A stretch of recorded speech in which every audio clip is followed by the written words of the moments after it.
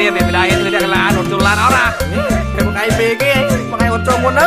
ជុំគ្នាតែរឿងវាយមួយថ្ងៃដូចមិនភ័យព្រួយការងារទាំងមិនដែលឃើញជួយ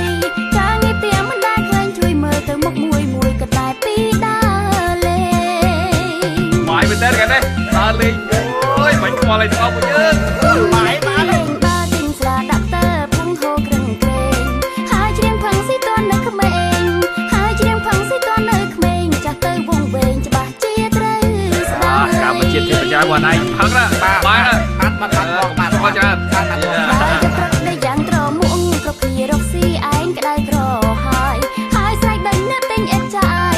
ហើយស្រែកដេញអ្នកទិញអេតចាយចេញទៅទិញឲ្យឆ្ងាយព្រោះមកយើងដើរបើអេតចាយស្មារតីដេញបានឯបានណាជួយក៏មកឡូវហើយ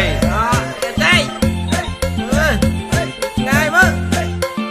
អេតចាយទៀតឡូវហើយ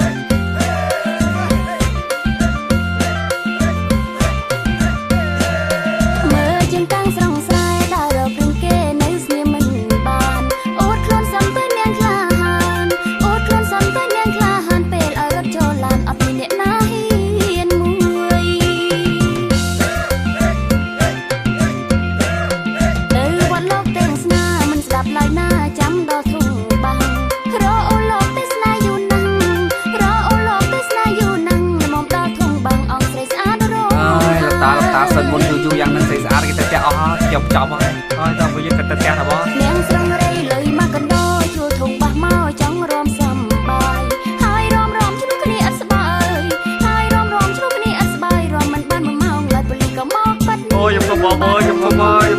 ខាយគួយបងដំរីជើង4ពងភ្លាត់ជើងកាងធ្លាប់ពួតគង់តែស្ងៀមបាត់ថ្ងៃនេះប៉ូលីសមកចោះចាប់ថ្ងៃនេះប៉ូលីសមកចោះចាំមិនរួចពីសំណាញ់ច្បាំព្រោះកាងទុំនៅ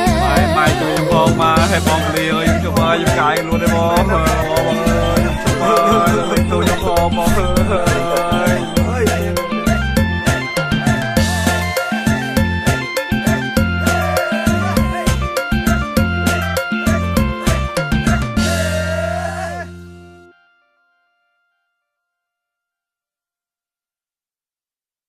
ស្រាបៀរជាតិមោទនភាពជាតិ